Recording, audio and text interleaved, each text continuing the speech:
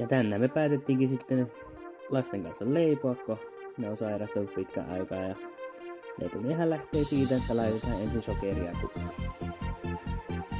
Sitten leikataan vähän voita. Sitten ne pitää sekoittaa joksikin vaahoksi tällä sekoottimella. Tällä lailla näin. Eihän se sekoitu sitten yhtään mihinkään. Siitä sitten kuiva-aineet sekaisin. Se kaadetaan tuonne noin.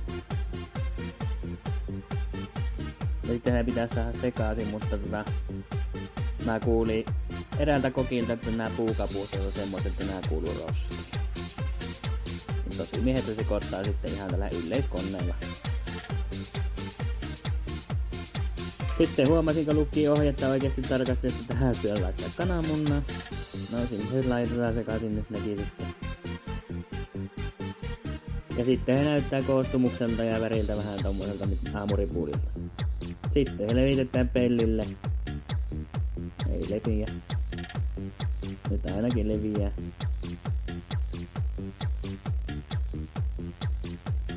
Ja tommonen tasainen kuorotus pitkin peltiä, niin paistuu tasaisesti. Sitten vaan nakataan uuniin ja annetaan olla siellä joku parikymmentä minuuttia. Nui se onkin jo valmis.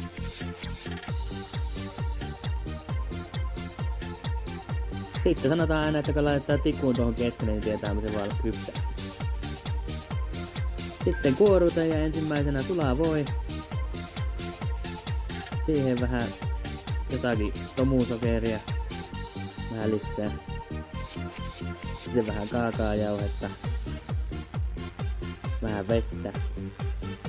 Sitten taas sekoitetaan tämmöstä, ai että on hyvän näköistä. Tätä tuommoista oikein. Sitten se kaadetaan tähän pellille.